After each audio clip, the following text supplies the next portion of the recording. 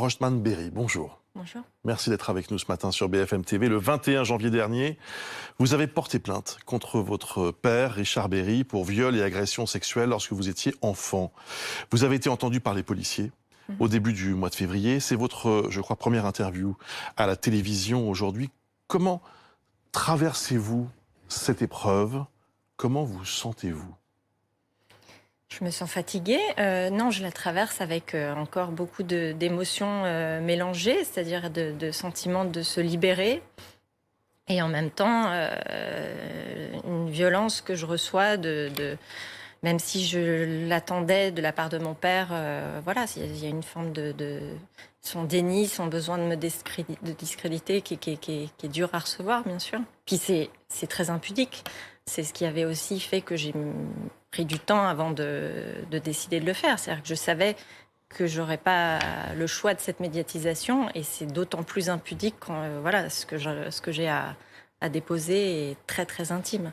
Vous avez néanmoins utilisé à l'instant le mot libéré. On parle de libération de la parole. Vous vous sentez en partie libéré?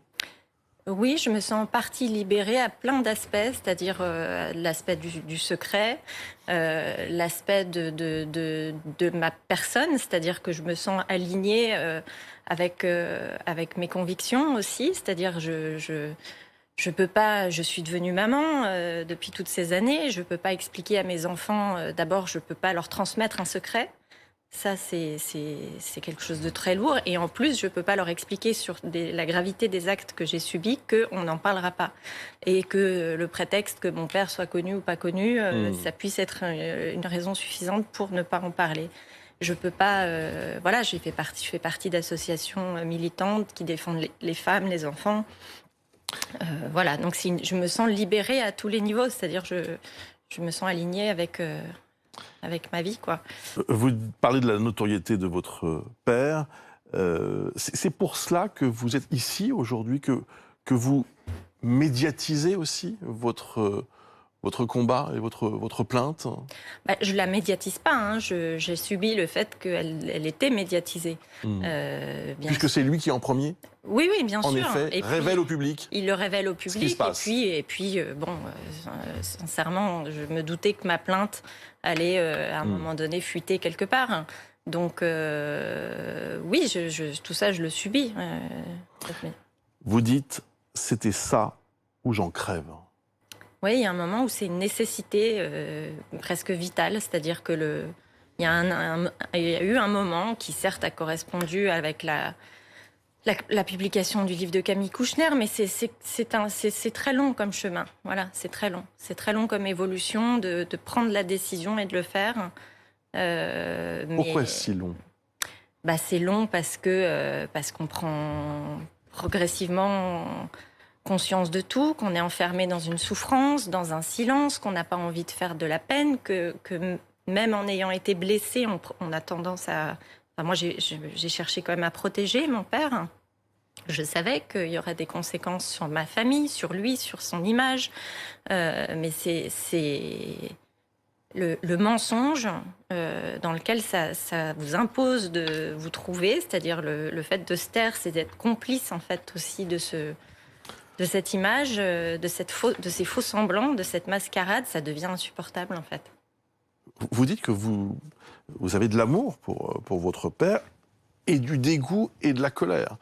Tout cela doit être extrêmement difficile à supporter, à vivre. Oui, alors... Quels sont vos sentiments aujourd'hui? Oui, mais ils sont très paradoxaux, très mêlés. Bien sûr, j'ai attendu aussi cette reconnaissance des faits de mon père. C'est aussi pour ça que j'ai espéré que les choses se règlent dans l'espace privé. Voilà, maintenant, j'ai compris récemment que ça n'arriverait pas. Donc, voilà. Il a fallu raconter ça à des policiers que vous ne connaissiez pas, qui vous ont interrogé pendant des heures. Qu'est-ce que ça a été pour vous, ce moment? C'est revivre encore pas mal de choses, parce qu'évidemment, quand on se raconte, même chez un psy, on n'a pas une séance de 7 heures pour pour réaligner dans la chronologie toutes ses émotions, tout son vécu. Et oui, c'était éprouvant. De toute façon, même les semaines qui ont précédé, voilà, c'est des images, des souvenirs, des sensations, des choses très douloureuses qui reviennent, qui m'ont jamais vraiment quitté, mais qui là étaient encore plus vives. Et c'est éprouvant, mais en même temps, c'est un tiers, c'est une autorité. Je veux dire, c'est pas que ma déposition, c'est le dossier avec lequel je suis arrivée. Qu'est-ce qu'il y a dans ce dossier? Ça, je ne peux pas vous le dire, eux le savent, hein, mais c'est des témoignages, c'est des Je ne vous demandais SMS. pas en détail, mais juste pour comprendre. Des témoignages. Des témoignages d'autres personnes qui vous soutiennent? Ah oui, oui, complètement, oui. Oui. De votre famille? Oui, mais pas que de ma famille. Des gens même que je n'avais pas vus depuis, avec qui j'étais même pas en contact Facebook depuis des années, depuis mon enfance. Qui vous soutiennent précisément sur les accusations? Oui, qui justement d'agression sexuelle et de viol. Se souviennent de choses. Alors évidemment, on n'est pas dans la chambre à coucher, hein, mais déjà des comportements tellement déviants que même on avait été choqués à l'époque. Colline Rochebande-Berry, vous êtes née en 1976. Votre mère est une très grande comédienne, Catherine Niegel, qui a passé presque toute sa carrière à la Comédie Française. Votre père est donc Richard Berry, un des comédiens les plus populaires en France. Vos parents se séparent assez vite. Je crois que vous avez 2 ans quand ça se produit. Et du coup, vous voyez votre père le week-end ou le dimanche même seulement? Non, mais ça dépendait de son activité, de ses tournages. Mais assez classiquement, les week-ends. Oui. Vous étiez toute petite, je le disais, mais néanmoins, vous avez des souvenirs de la mésentente entre vos parents, j'imagine après 2 ans, parce que 2 ans c'est trop petit, mais vous avez des souvenirs précis de cette séparation, de cette mésentente? La séparation, non, techniquement, j'en ai pas de souvenir, mais la violence qu'exerçait mon père sur ma mère, oui, ça, j'en ai... Après leur séparation? Alors, après, il y a un moment même où je suis petite, où il y a une claque encore qui est donnée, même si les coups qui lui ont été portés ont dépassé ce genre de geste.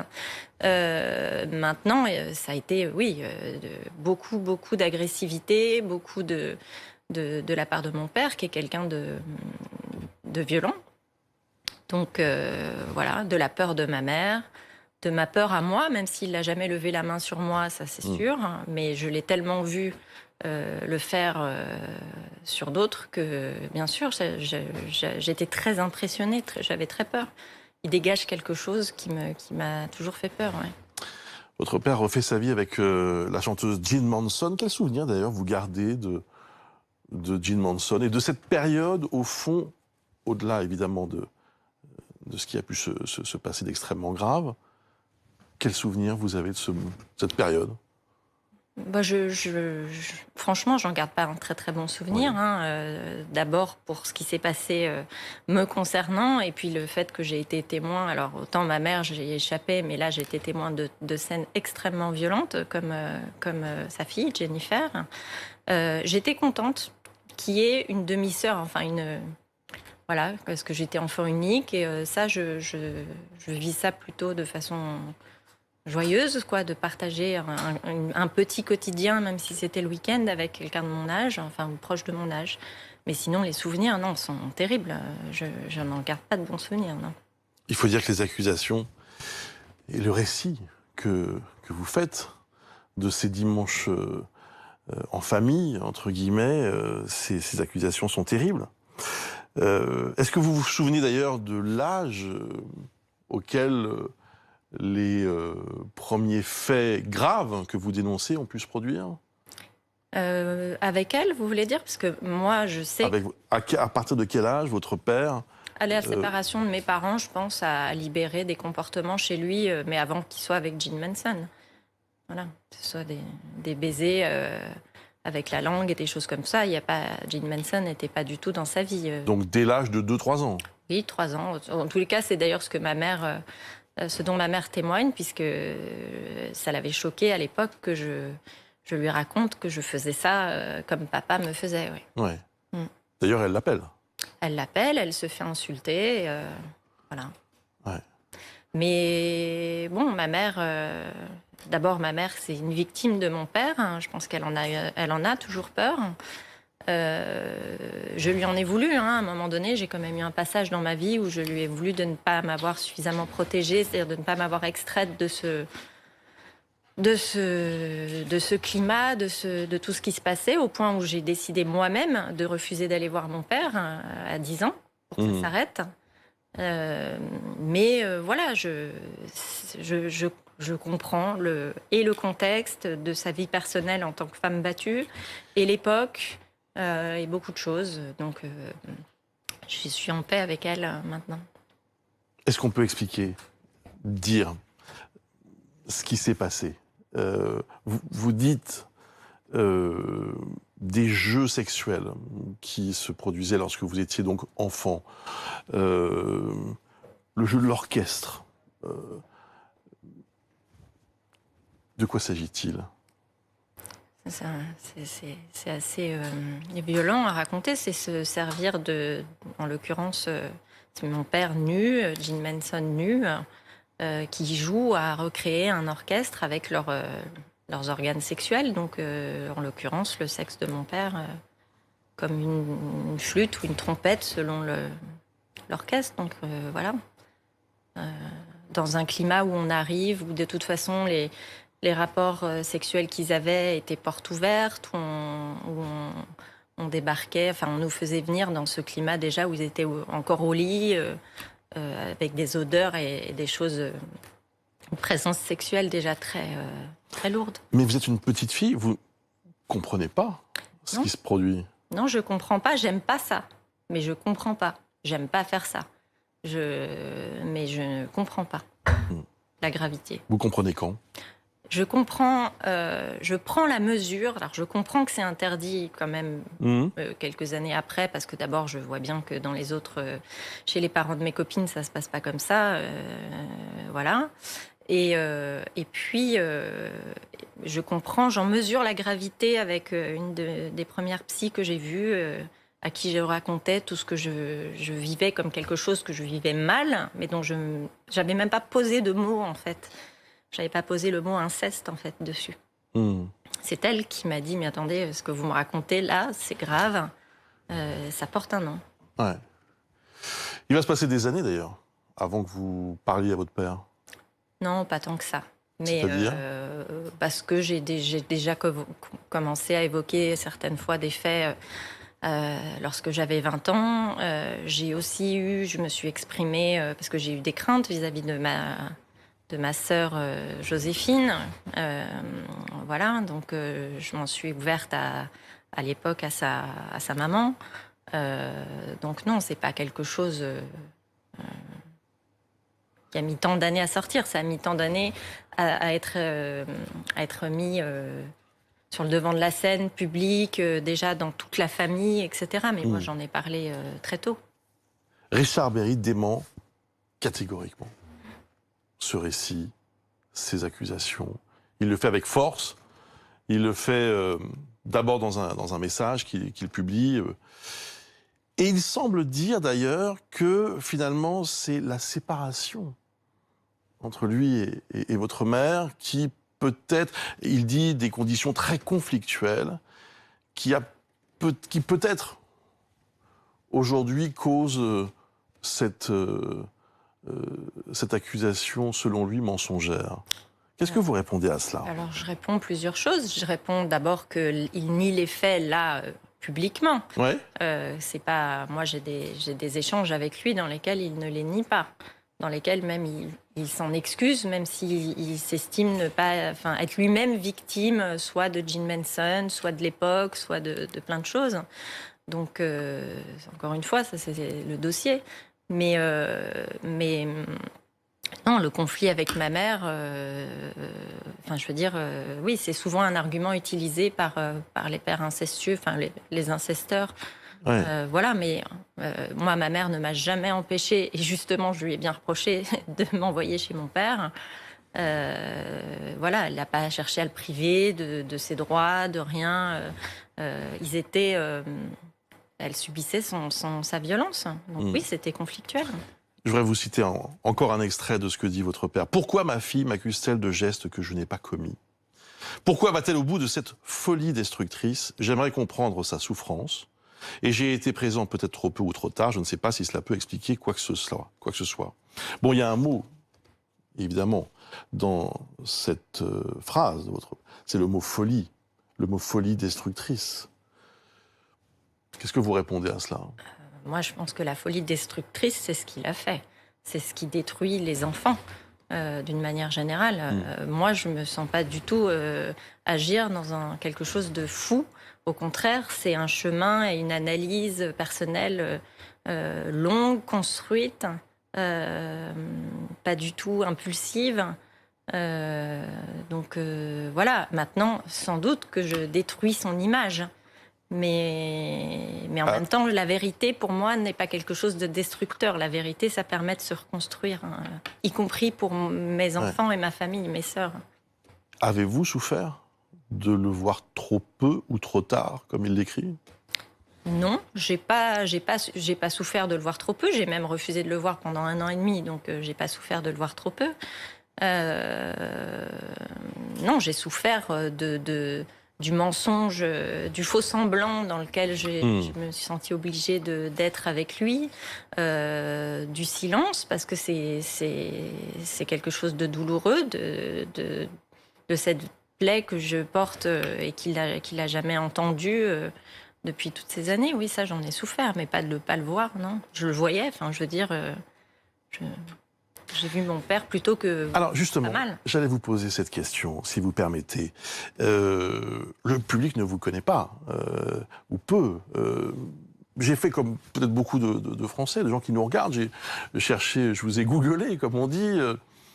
J'ai vu des photos de vous, avec votre père, récentes. Vous sembliez heureuse. Bon, alors, je ne sais pas quelle photo vous avez vu, si c'est... J'ai vu des photos de vous à une avant-première ou des choses comme ça. Oui, oui. Bah, toutes récentes. Je crois même que vous avez posté aussi sur Instagram des photos plus intimes, en tout cas plus familiales. Vous comprenez que ça puisse troubler? Je peux comprendre que ça puisse troubler. Je peux comprendre que les gens ne maîtrise pas exactement tout ce qu'on ressent dans un rapport d'inceste vis-à-vis de son père. Où effectivement, moi d'abord, j'ai espéré, j'ai attendu. Oui, j'avais besoin de son amour comme n'importe quel enfant. Maintenant, je sais pas forcément, je ne nie pas que j'ai eu des moments heureux, hein, de la même façon que je l'aime et que je ne suis pas que dans le dégoût ou que dans la... voilà. Mais vous l'avez dit, vous avez mis beaucoup de temps à prendre la décision de porter plainte parce que vous attendiez quelque chose de lui. Vous attendiez quoi précisément? Vous attendiez une reconnaissance, un pardon? J'attendais, oui, qu'il s'excuse, qu'il reconnaisse ses erreurs, hein, et qu'il s'excuse, voilà. Mais avec des mots dessus, c'est-à-dire pas juste la banalisation de comportement, ou alors parce que ça lui est arrivé d'être face à moi et de reconnaître les faits. Alors j'ai eu un espoir à un moment donné, mais j'ai vu que derrière, à côté, son comportement dans le fait, par exemple, que je n'ai pas le droit de voir ma plus jeune sœur, je ne l'ai jamais vue, je ne l'ai jamais rencontrée au prétexte que je serais toxique ou parce que, enfin voilà, c'était absolument pas en cohérence avec les propos qu'il me tenait lui en face à face. Donc c'était pas sincère. D'ailleurs, on le voit bien aujourd'hui que c'était pas sincère. Si je suis encore un peu plus précis dans ma question, s'il exprimait une forme de pardon, vous pourriez retirer votre plainte?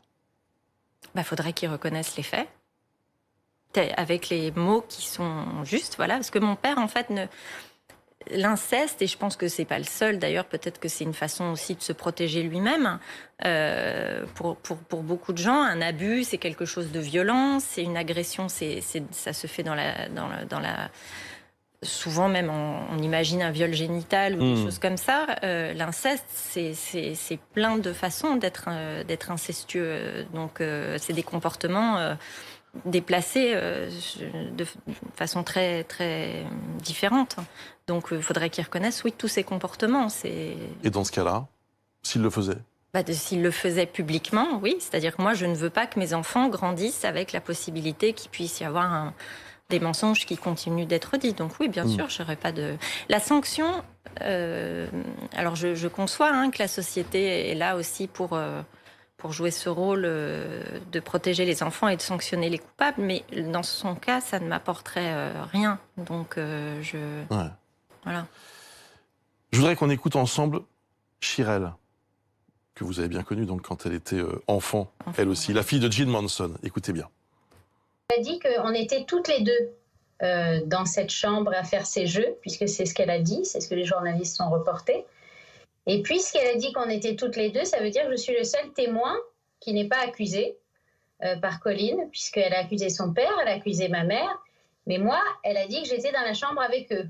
Donc je suis donc le seul témoin, et j'avais 6 ans ou 7 ans, et je peux vous dire que rien de tel ne s'est passé, jamais, au grand jamais. D'abord, j'ai une mère qui est très protectrice, qui n'aurait jamais laissé ça faire, et puis moi, je m'en souviens pas. Si j'avais senti la moindre chose de perverse ou qui allait pas, qui avait une mauvaise note comme ça, je m'en serais rappelé, ça serait imprimé en moi, alors que ça ne l'est pas.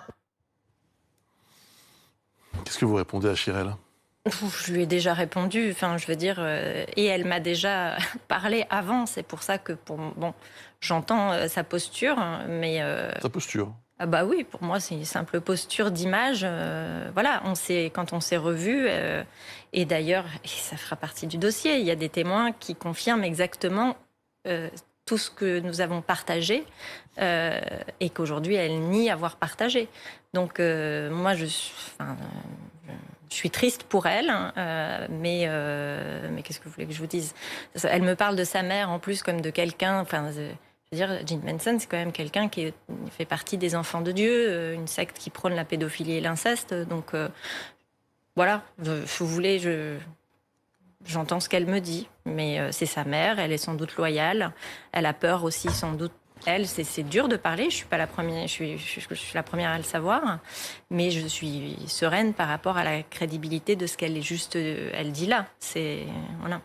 Je voudrais qu'on regarde ensemble l'affiche, qui est d'ailleurs encore dans certaines villes, encore dans Paris, parce que voilà, les théâtres sont fermés, mais les affiches sont toujours là, du spectacle de votre père Richard Berry, Plaidoirie, dans laquelle, on le sait, il reprend, c'est un spectacle qui a eu beaucoup de succès, les plus grandes plaidoiries. Est-ce que cette affiche, ce spectacle, a été un élément déclencheur ? Oui, bien sûr, ça fait partie de l'addition Qu'est-ce que vous n'avez pas supporté ? Le fait qu'il porte cette robe, qu'il se permette d'incarner la loi et qu'il porte des textes de féministes qui condamnent le viol. Voilà. Même si je trouve ça très bien qu'un spectacle comme ça existe, parce que je suis ravie que des gens aillent écouter ces plaidoiries passionnantes plutôt que parfois des pièces de théâtre un peu plus sans intérêt. Mais venant de lui, oui, c'est une agression de le voir porter cette robe. Voilà. Évidemment, dans votre position, c'est très difficile à entendre, mais il est présumé innocent aux yeux de la loi, aux yeux de la société. Aujourd'hui, mais cette présomption d'innocence, au fond, compte tenu du bruit que fait cette affaire, est-ce qu'elle existe vraiment ? Bon, vous allez me dire, c'est pas votre sujet, mais oui, reconnaissez que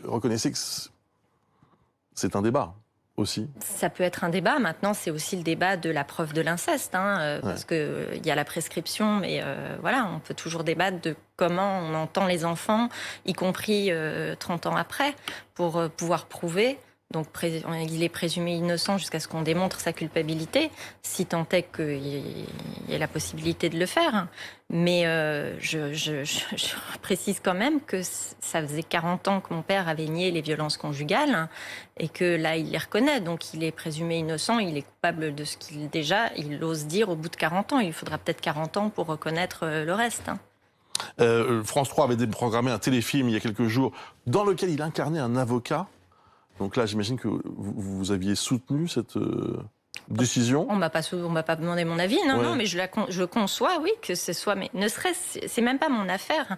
Il reconnaît lui-même qu'il est coupable des violences conjugales. On va pas, je pense que c'est un problème de les laisser porter une robe d'avocat, oui. Permettez-moi de dire qu'il y a une différence entre violence conjugale et inceste. Il y a une grosse différence criminelle, mais en même temps, ce ne sont pas les mêmes faits. on est, en même temps, on passe du mensonge à une vérité aussi.